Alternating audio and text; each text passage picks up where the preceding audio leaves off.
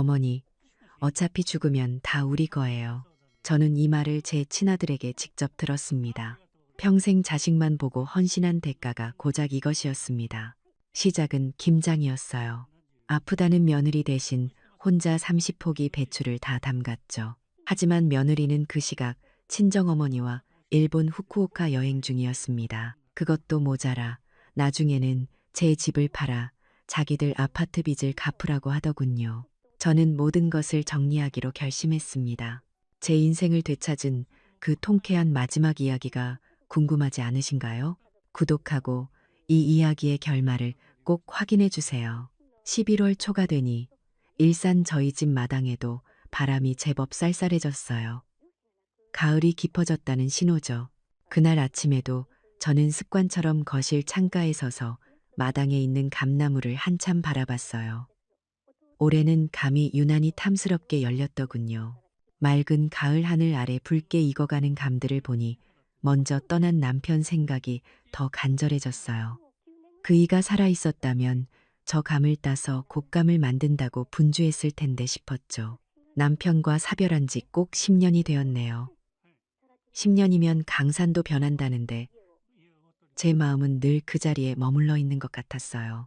특히나 저는 평생을 교사로, 그것도 아이들 앞에서 늘 반듯한 모습만 보여야 하는 직업을 가졌잖아요. 그래서 그런지 은퇴하고 혼자 지내는 지금도 늘 몸가짐을 바르게 하려고 애를 썼어요. 흐트러진 모습을 스스로 용납할 수가 없었거든요. 아침에 일어나면 가볍게 체조를 하고 집안을 정갈하게 청소하고 끼니도 대충 때우는 법이 없었죠. 그게 제 삶의 철칙이었어요. 하지만 그렇게 규칙적으로 살아도 문득문득 밀려오는 적막감은 어쩔 수가 없더라고요.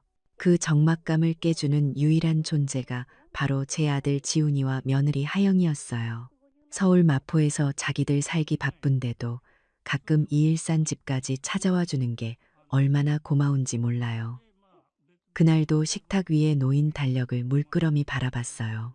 이번 주 주말 토요일 칸에 제가 직접 빨간색 펜으로 커다란 동그라미를 쳐놨거든요. 그리고 그 옆에 큼지막하게 김장 뒤칠이라고 적어두었죠. 그걸 보고 있으니 아침의 쌀쌀한 공기와는 다르게 마음이 참 따뜻해지는 기분이었어요. 저도 모르게 흐뭇한 미소가 입가에 번졌죠. 요즘 사람들이야 김장이 그저 마트에서 사다 먹으면 되는, 혹은 아주 힘든 연례 행사 정도로 생각할지도 몰라요. 하지만 저한테는 그 의미가 전혀 달랐어요. 단순한 월동 준비가 아니었죠. 1년에 딱 한 번 흩어져 있던 가족이 이 김장이라는 이름 아래 하나로 모이는 날이에요. 함께 웃고 일하고 맛있는 음식을 나누는, 저에게는 그 무엇보다 중요하고 신성한 의식 같은 거였답니다. 아침밥을 든든하게 챙겨 먹고 나서는 거의 매일 반복되는 일과를 시작했어요. 바로 이웃집 김미경 씨와 함께 아파트 단지를 한 바퀴 도는 거였죠. 미경 씨는 저보다 2살 많은 63세인데 남편분도 아직 건강하시고 자식들도 근처에 살아서 늘 활기가 넘치는 친구예요. 저와는 처지가 좀 다르지만 그래도 나이대가 비슷해서 그런지 말이 참 잘 통했어요. 그날도 이런저런 사는 이야기를 나누며 걷고 있는데 아니나 다를까 미경 씨가 김장 얘기를 꺼내더군요. 올해는 김장 몇 포기나 할 거냐고요. 아마 제가 며칠 전부터 김장 재료 물어보러 다닌 걸 본 모양이에요. 저는 그 질문을 기다렸다는 듯이 신이 나서 대답했죠. 목소리가 한 톤 높아졌을 거예요. 제가 다른 자랑은 안 해도 며느리 자랑은 참 많이 했거든요. 우리 며느리 하영이 말이에요. 걔가 얼마나 싹싹하고 야무진지 모른다고 제가 입이 닳도록 칭찬을 했죠. 서울에서 그 바쁘다는 마케팅 회사 다닌다고 들었는데 주말이면 피곤할 법도 하잖아요. 그런데도 한 달 전부터 저한테 꼬박꼬박 전화를 했다니까요. 어머니, 올해 김장은 언제쯤 하실 생각이세요? 하고 묻더라고요. 자기가 스케줄 미리 빼놓아야 한다면서요. 제가 미경 씨한테 그랬어요. 요즘 젊은 애들 누가 김치 담가 먹으려고 하냐고, 다 마트에서 포장된 거 사 먹으면 그만인데 우리 하영이는 꼭 제 김치가 최고라고 한다고요. 다른 김치는 입에 안 맞아서 맛이 없어서 못 먹겠다고, 어머님 김치만 기다린다고 어찌나 예쁘게 말하는지 몰라요. 미경 씨가 그 말을 듣더니 정말 부럽다는 표정을 감추지 못하더라고요. 자식 농사 참 잘 지었다면서 자기네 아들 녀석은 근처에 살아도 바쁘다는 핑계로 전화 한 통 없는 날이 태반이라고 한숨을 푹 쉬었어요. 그 말을 들으니 안쓰러우면서도 솔직히 제 어깨가 다 으쓱해지는 기분이었죠. 사실 그게 저한테는 정말 큰 의미였어요. 며느리가, 그것도 요즘 며느리가 시어머니의 노동과 헌신을 이렇게 인정해준다는 게 얼마나 고마운 일이에요. 그리고 무엇보다도 제가 여전히 이 가족에게, 우리 아들 가정에 꼭 필요한 존재라는 걸, 제 손맛이 아직 쓸모가 있다는 걸 증명해 주는 것만 같아서 정말 기쁘고 뿌듯했답니다. 그런 며느리가 먹을 김치인데 제가 재료 준비를 허투루 할 수 있겠어요? 며칠 전부터 마음이 분주하고 설렜어요. 우리 아들, 그리고 무엇보다 나를 이렇게 인정해주는 우리 며느리 하영이 입에 들어갈 건데 아무거나 쓸 수는 없죠. 그래서 제가 일부러 동네에서 제일 물건 좋기로 소문난 단골 채소 가게 사장님한테 신신당부를 했어요. 올해 나온 배추 중에 제일 실하고 단단한 놈으로 꼭 해남 배추로 30포기를 빼달라고요. 사장님이 요즘 누가 그렇게 많이 하냐고 혀를 내둘렀지만 저는 30포기를 고집했어요. 제가 왜 굳이 그 무거운 30포기를 고집했냐면요. 다 저만의 계획이 있었기 때문이에요. 10포기는 당연히 우리 아들 내외가 서울 가서 겨우내 먹을 몫이었죠. 그리고 또 다른 10포기는 며느리 친정, 그러니까 사돈댁에 보낼 거였어요. 나머지 10포기만 제 몫으로 두고요. 아무리 세상이 변했어도 시어머니는 시어머니잖아요. 며느리 친정까지 넉넉하게 챙겨 보내는 것이 시어머니로서의 체면이고 도리라고 생각했어요. 그게 다 우리 하영이 어깨 으쓱하게 만들어주고 얼굴 세워주는 일이기도 하니까요. 사돈댁에서도 우리 사부인은 참 손이 크고 정이 많다고 생각할 거 아니에요. 그런 마음으로 며칠 전에는 정말 큰맘 먹고 아침 일찍 집을 나섰어요. 김장은 뭐니 뭐니 해도 젓갈 맛이잖아요. 동네 시장 젓갈로는 성에 안 차더라고요. 그래서 버스를 2번이나 갈아타고 일부러 광천시장까지 다녀왔어요. 거기 가서 제 단골 가게에서 올해 나온 것 중에 제일 좋은 육젓이랑 새우젓을 큰 통으로 하나씩 샀죠. 아이고, 그런데 그게 얼마나 무겁던지요. 그 무거운 젓갈통 2개를 양손에 들고 다시 버스를 2번 갈아타고 집에 오는데 정말 팔이 빠지는 것 같고 허리가 다 뻐근하더라고요.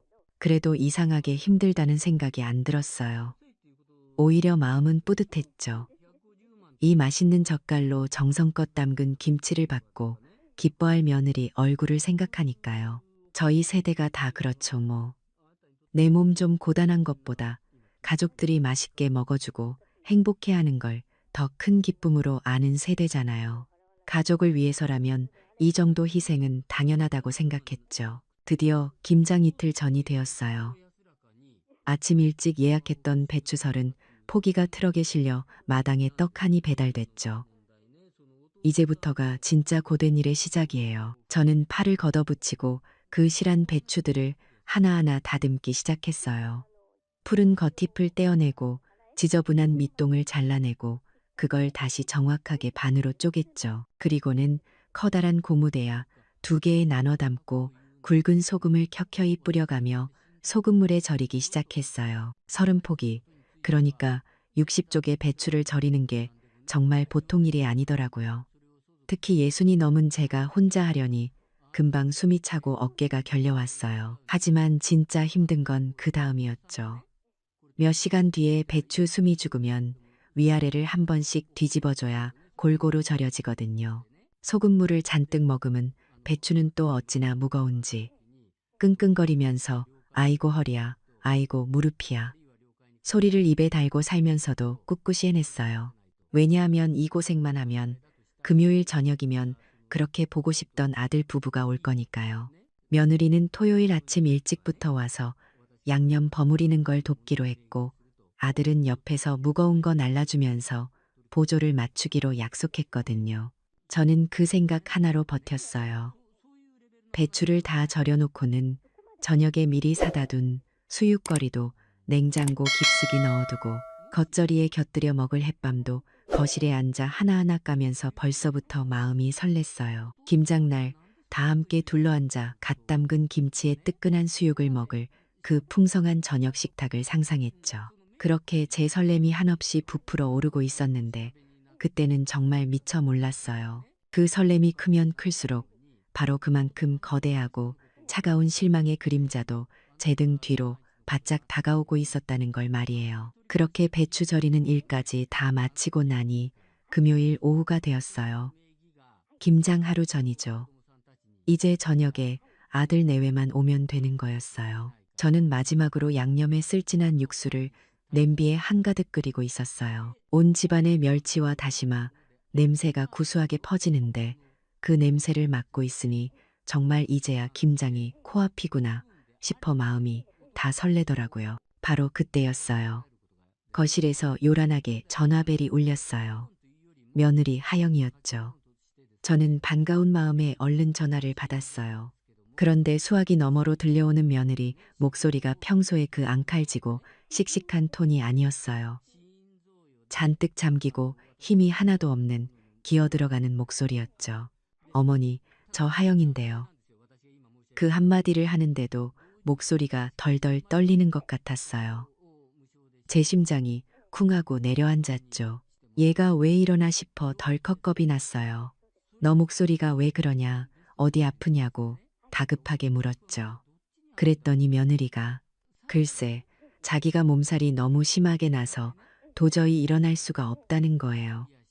어떡하죠, 어머니 하면서 거의 울먹이더라고요. 저는 일단 며느리 걱정이 앞서서 병원은 가봤냐고, 약은 먹었냐고 쏘아붙이듯 물었어요. 하영이는 억지로 기침을 몇 번 콜록거리더니 어제 병원에 다녀왔다고 하더군요. 요즘 회사에 연말 프로젝트가 닥쳐서 며칠 밤을 새웠더니 면역력이 완전히 바닥났나 보다고요. 그러면서 저한테 정말 죄송하다고 자기가 재료도 다 사서 갔어야 하는데 김장 준비는 다 해놓으셨을 텐데 어떡하냐고 계속 미안하다고만 했어요. 그 말을 들으니 며느리 걱정은 순간 사라지고 당장 내일의 김장이 눈앞에 아른거렸어요. 아이고, 그럼 어쩌냐. 배추는 이미 다 절여놨는데 제 입에서 탄식이 절로 나왔죠. 저 혼자 그걸 어떻게 다 하라고. 며느리는 제 속도 모르고 정말 죄송하다고 거듭 말하더니 아주 조심스럽게 이번 김장은 그냥 쉬시면 안 되겠냐고 묻는 거예요. 쉰다니요. 저걸 다 어쩌라고. 그게 다 돈이 얼마인데. 속에서 불이 났지만 끙끙 앓는다는 애한테 대놓고 화를 낼 수도 없잖아요. 그래서 일단 알았다고 몸조리나 잘하라고 하고 전화를 끊었어요. 그런데 전화를 끊고 나서 딱 10분쯤 지났을까요? 이번엔 아들 지훈이한테서 전화가 왔어요. 느낌이 싸했죠. 아니나 다를까. 아들 녀석도 아내 감싸기에 바쁘더라고요. 어머니 하영이한테 얘기 들었어요. 걔가 아주 옆에서 끙끙 앓아요. 요즘 회사 일이 정말 바쁘긴 했거든요. 하면서요. 그러더니 아들이 한다는 말이 어머니, 그냥 이번에는 김장하지 마세요. 걔가 저렇게 아픈데 김치를 어떻게 먹겠어요. 저희 그냥 사 먹을게요. 하더라고요. 그래서 제가 물었죠. 그럼 저 절여놓은 배추는 어떡하냐고. 그랬더니 아들 대답이 더 가관이었어요. 그 배추요? 절인 거라도 그냥 이웃들 좀 나눠주세요. 옆집 김미경 아주머니도 드리고요. 그 말에 제가 정말 화가 머리끝까지 났어요. 너는 말이 쉽지.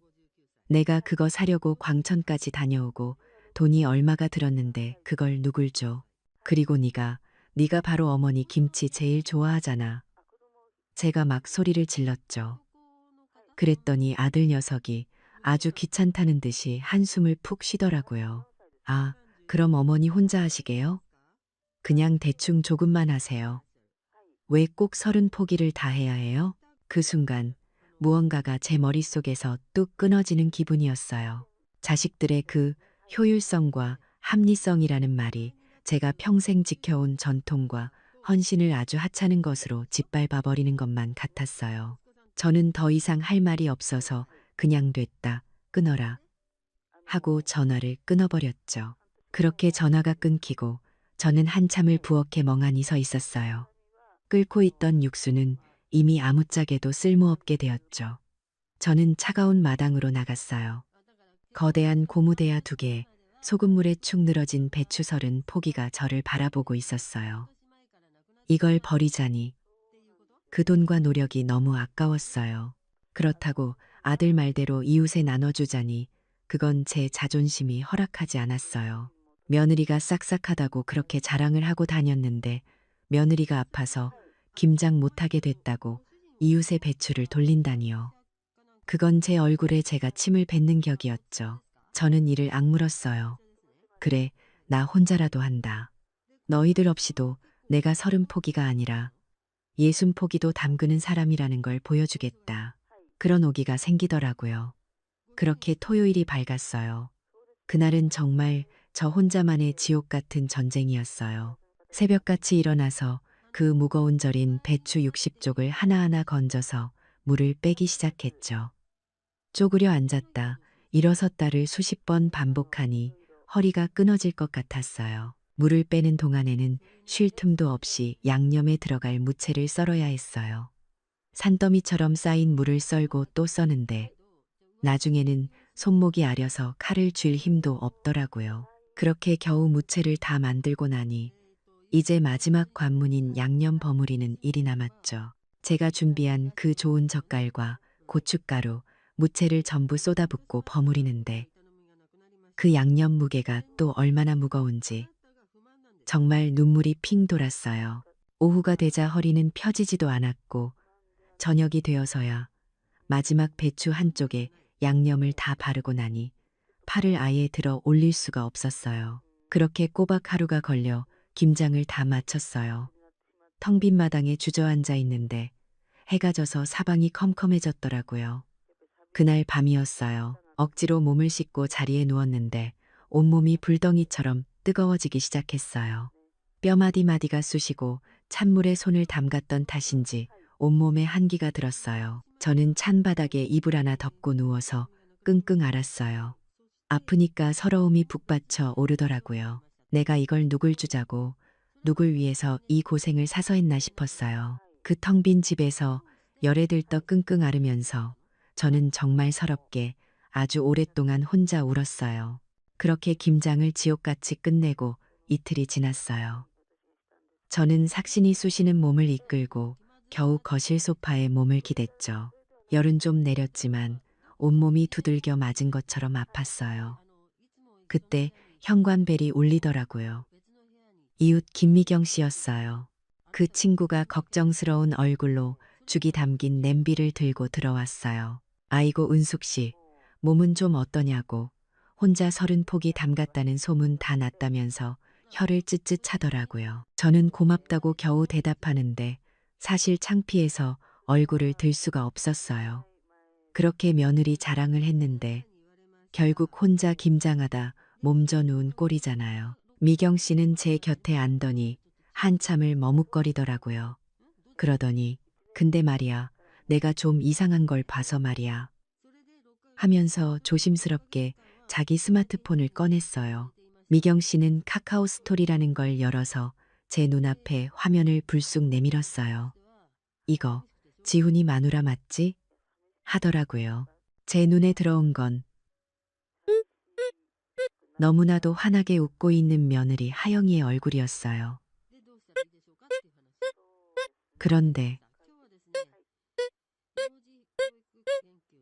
걔 혼자가 아니었어요. 바로 옆에 사돈, 그러니까 하영이 친정어머니 송여사랑 팔짱을 꼭 끼고 있더라고요. 배경은 딱 봐도 일본식 온천 여관 앞이었어요. 유카타인지 뭔지 아는 일본 옷을 입고 찍은 사진도 있었고 아주 상다리가 부러지게 차려진 일본 음식 가이세키. 앞에서 찍은 사진, 백화점인지 쇼핑몰인지 양손 가득 쇼핑백을 들고 기뻐하는 사진도 있었죠. 저는 그 사진들을 멍하니 보고 있었어요. 그런데 제 심장을 서늘하게 만든 건 그 사진이 올라온 날짜였어요. 정확히 하영이가 저한테 아파서 죽겠다고 연말 프로젝트 때문에 밤을 샜다고 전화했던 바로 그날 금요일이었어요. 사진 밑에 달린 글귀가 제 눈을 찔렀죠. 엄마와 단둘이 떠난 후쿠오카 힐링 여행, 하트 표시까지 붙여서요. 그리고 무슨 태그라고 하죠? 연말 휴가, 며느리 모드, OFF. 저는 그 스마트폰 화면을 든 채로 그 자리에 그냥 얼어붙었어요. 피가 거꾸로 솟는 기분이었죠. 연말 프로젝트가 아니라 연말 휴가였고 몸살이 아니라 온천욕이었던 거예요. 옆에서 미경 씨가 어쩔 줄 몰라 하면서 아니 세상에 어떻게 시어머니한테 김장 날짜에 이런 거짓말을 하냐고 그것도 아프다고 속이냐면서 저보다 더 흥분해서 혀를 찼어요. 저는 그 말보다 미경 씨의 그 동정 어린 시선이 더 비수처럼 꽂혔어요. 며느리 싹싹하다고 그렇게 자랑을 하고 다녔던 제가 온 동네에서 제일 한심하고 불쌍한 늙은이가 된 기분이었죠. 그리고 깨달았어요. 아들 지훈이 역시 이 모든 걸 알면서도 걔가 끙끙 앓는다면서 저를 속인 공범이었다는 걸요. 그렇게 지옥 같은 일주일이 지났어요. 몸은 겨우 추슬렀지만 마음은 만신창이었죠. 일요일 오후였나 현관 비밀번호 누르는 소리가 들리더라고요. 아들 부부였어요. 저는 차갑게 식은 가슴으로 그들을 맞이했죠. 하영이는 뻔뻔하게도 빈 김치통을 여러 개 들고 와서는 뭐가 그리 신나는지 애교까지 부리더라고요. 어머니, 저 다 나았어요. 김치 가지러 왔죠. 하면서요. 저는 아무 말 없이 그 차가운 눈으로 며느리를 쳐다봤어요. 그냥 그래. 한마디 했죠. 하영이가 냉장고 쪽으로 신나게 걸어가려 할 때 제가 나지막이 하지만 또렷하게 말했어요. 일본 여행은 즐거웠니? 하영이의 발걸음이 그 자리에 딱 멈추더군요. 옆에 서 있던 아들 지훈이 얼굴도 하얗게 질리는 게 보였어요. 어머니, 그게 하영이가 뭐라고 변명을 하려고 입을 떼는데 제가 그 말을 잘랐어요. 후쿠오카 온천물이 좋긴 좋았나 보구나. 아파서 끙끙 앓던 사람이 아주 건강해져서 돌아온 걸 보니 제 말에 두 사람은 서로 얼굴만 쳐다볼 뿐 죄송하다는 말 한마디가 없었어요. 잠깐의 정적이 흐르더니 그들은 김치냉장고에서 김치통만 불이 나게 챙겨들더라고요. 그리고는 꽁무니 빠지게 정말 도망치듯이 집을 나가버렸어요. 그 텅 빈 현관을 바라보고 서 있는데 그날 이후로 제 마음속에서 무언가가 완전히 부서져 내렸어요. 그렇게 아들 내외가 도망치듯 떠나고 꼬박 1년이 흘렀어요. 시간 참 빠르죠. 그 1년 동안 저는 그 아이들과 거의 교류하지 않았어요. 명절이요? 물론이죠. 설에도 추석에도 오지 않았어요. 그저 얄팍한 돈, 봉투 하나 계좌로 틱 보내고는 그걸로 끝이더군요. 괘씸하고 분한 마음이 왜 없었겠어요. 하지만 저는 그 감정에만 빠져 지내지 않았어요. 늙은이가 우라병에 갇혀 지내면 저만 손해죠. 대신 저는 아주 조용히 제 자신을 재정비하는 시간을 가졌어요. 내 자원이 무엇인지 똑똑히 확인해야 했거든요. 평생 교직에 있으면서 부어온 연금도 확인하고 먼저 간 남편이 남겨준 유산, 그리고 차곡차곡 모아온 적금 통장들을 전부 정리했죠. 그리고 오랜만에 부동산에도 들러봤어요. 제가 사는 이 일산집, 이게 생각보다 꽤 많이 올랐더라고요. 그제야 깨달았어요. 노인에게 돈이라는 건 마지막 남은 존엄성이구나. 누구에게도 아쉬운 소리 안 하고 내 두 발로 서 있을 수 있는 힘이구나 하고요. 저는 작년 김장의 그 끔찍한 배신을 절대 잊지 않았어요. 그리고 그 1년 동안 이웃 김미경 씨와는 더 자주 만났죠. 작년에 그 일을 겪고 나니 누가 진짜 내 편인지 알겠더라고요. 미경 씨는 저에게 정말 든든한 아군이 되어 주었어요. 시간은 흘러 다시 10월 말이 되었어요. 쌀쌀한 바람이 불기 시작하니 아니나 다를까 1년 만에 며느리 하영이에게서 전화가 걸려왔어요. 전화기 화면에 우리 며느리라고 저장해둔 이름이 뜨는데 어찌나 기가 막히던지요. 저는 제 속내를 철저히 감추고 아주 무미건조한 목소리로 전화를 받았어요. 그래, 웬일이냐 하고요. 그런데 하영이는 마치 작년에 그 후쿠오카 사건이 있기나 했냐는 듯이 어찌나 살갑게 구는지요. 어머니 잘 지내셨어요? 저 하영이에요. 하고 소리를 높이는데 소름이 돋을 지경이었죠. 그러더니 본론을 꺼내더라고요. 어머니, 벌써 김장철 다가오네요. 하더군요. 작년에는 자기가 너무 아파서 못 도와드려서 얼마나 죄송했는지 모른다나요. 글쎄, 올해는 자기가 아주 톡톡히 효도하겠다고 약속을 하는 거예요. 효도라. 그 말을 듣는데 정말이지 실소를 금할 수가 없었어요. 이 뻔뻔한 것이 올해는 또 무슨 꿍꿍이가 있어서 일어나 저는 가만히 듣고만 있었죠. 아니나 다를까 하영이는 바로 본색을 드러냈어요. 어머니, 근데요. 저희 친정엄마가 작년에 어머니 김치 맛보시고는 너무너무 맛있다고 난리가 나셨다는 거예요. 그래서 말인데 올해는 저희 친정 몫까지 해서 한 20포기만 더 하면 안 될까요? 하고 묻더군요. 저는 기다렸다는 듯이 대답했죠. 그래? 좋지. 제 대답이 너무 쉽게 나오니 하영이는 아주 신이 난 목소리였어요. 그러더니 한술 더 뜨더라고요. 사실은 자기 회사 동료들도 어머니 김치 맛보고 싶다고들 해서요. 한 10포기만 더 하면서 말을 흐렸어요. 참, 탐욕이 끝이 없었어요. 1년 전이나 지금이나 변한 게 하나도 없었죠. 저는 이 기회를 놓치지 않기로 마음먹었어요. 그래서 며느리의 그 모든 제안을 덥석 수락했죠. 좋다. 30포기가 아니라 60포기라도 다 좋다. 대신 조건이 하나 있다. 하영이가 뭔데요? 어머니? 하고 신나서 되물었어요. 올해는 재료를 네가 좀 사오너라. 제가 덧붙였죠.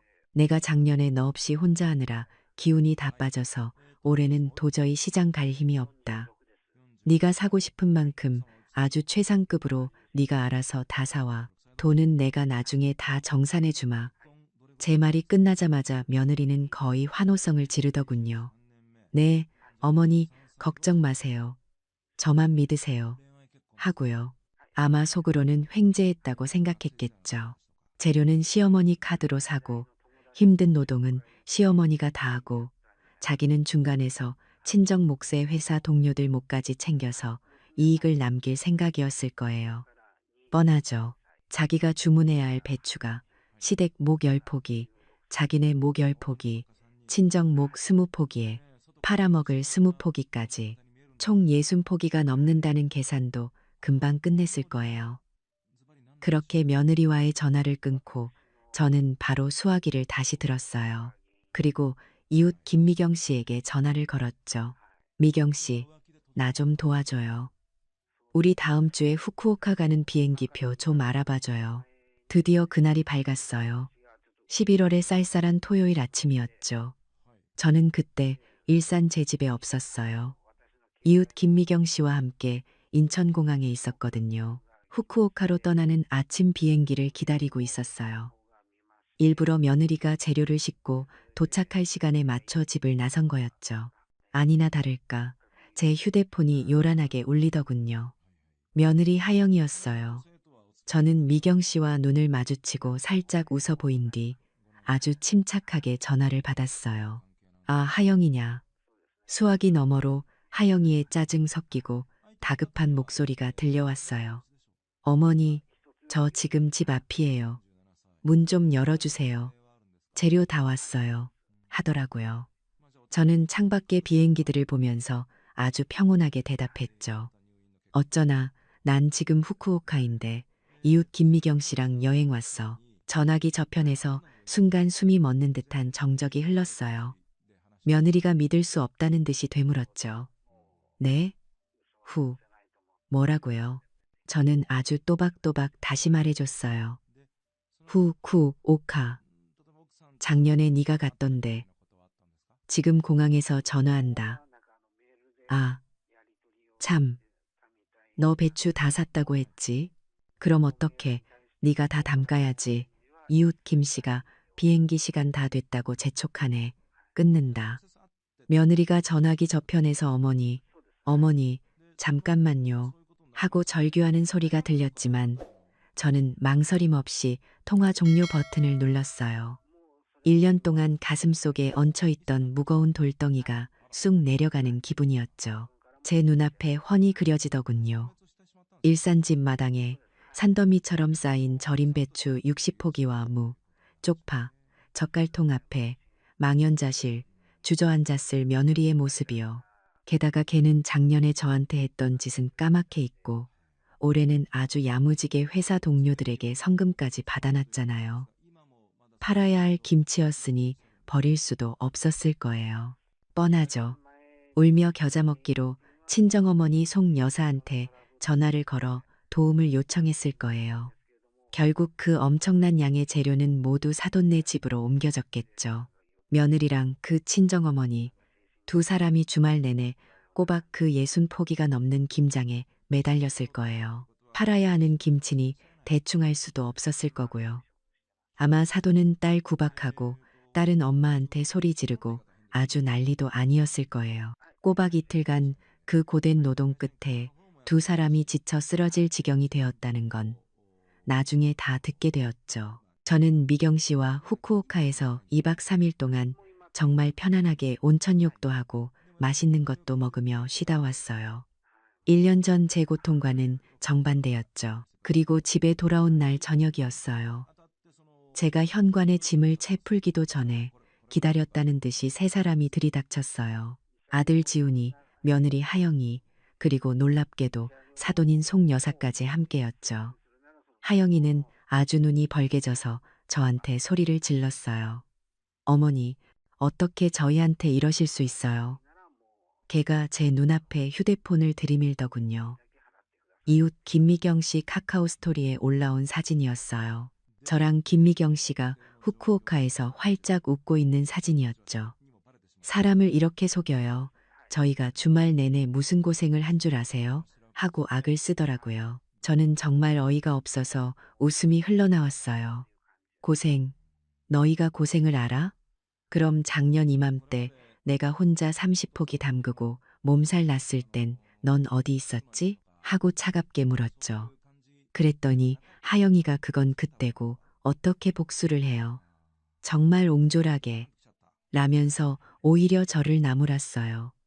바로 그때였어요. 가만히 있던 아들 지훈이가 나섰어요. 어머니, 그만하세요. 사실 저희 드릴 말씀이 있어서 왔어요. 하더라고요. 걔가 며느리를 힐끔 쳐다보더니 말을 이었어요.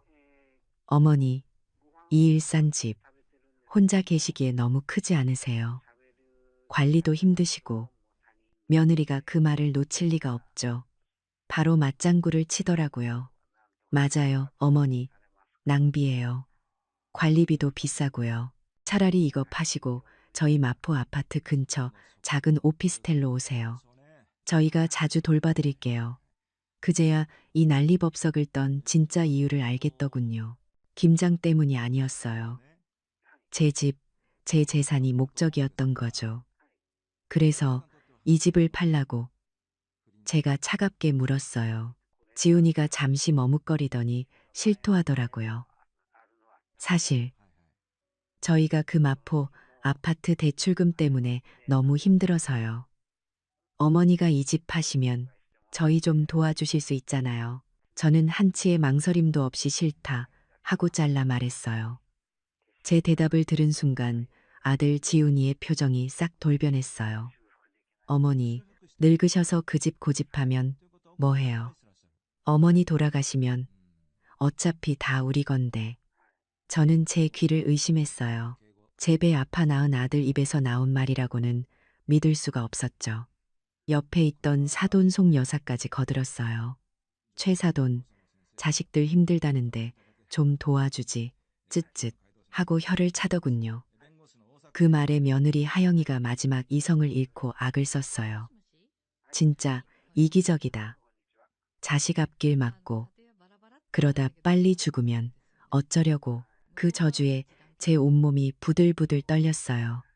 더 이상은 참을 수가 없었죠. 저는 현관문을 활짝 열어젖히고 소리쳤어요. 나가, 당장 내 집에서 다들 나가. 그날 밤, 저는 정말 한숨도 잘 수가 없었어요. 그 애들이, 내 아들과 며느리가 제 면전에 대고 퍼부었던 그 끔찍한 말들 때문이었죠. 늙어서 그 집 고집하면 뭐 하냐는 아들의 목소리, 어차피 죽으면 다 우리 거라는 그 말. 그리고 빨리 죽으라고 악을 쓰던 며느리의 그 저주. 그 말들이 밤새도록 제 귀에서 떠나질 않았어요. 뜬 눈으로 밤을 새우고 나니 오히려 정신이 맑아지더군요. 더 이상 망설일 이유가 조금도 없었어요. 날이 밝자마자 저는 외투를 걸치고 곧장 동네 부동산으로 향했어요. 부동산 사장님이 저를 보더니 어쩐 일이시냐고 묻더군요. 저는 아주 차분하게 제 의사를 정확하게 전달했어요. 사장님, 저희 집 금매로 내놓을게요. 시세보다 조금 낮춰도 좋으니까 무조건 현금으로 사실 분, 가장 빨리 계약하실 분으로 알아봐 달라고요. 사장님이 제 단호한 표정을 보더니 조금 놀란 것 같았지만 이내 알겠다며 서둘러 일을 진행해 주었죠. 마침 신도시 개발 호재다 뭐다 해서 일산 쪽에 관심 있던 현금 부자가 있었나 봐요. 정말 운이 좋게도 집은 일주일 만에 계약이 되었어요. 잔금을 치르고 나니 평생 처음 만져보는 큰돈이 제 통장에 들어왔어요. 저는 그 돈을 단 하루도 지체하지 않았죠. 그 애들이 냄새 맡기 전에 처리해야 했어요. 아무에게도 말하지 않고 지하철역 근처에 새로 지은 아주 깔끔한 스튜디오, 그러니까 작은 원룸을 하나 임대했어요. 그리고 남은 그 목돈은 아들이나 며느리가 절대 손댈 수 없도록 제1금융권의 안전한 정기 예금 상품에 제 이름으로만 꽁꽁 묶어두었죠.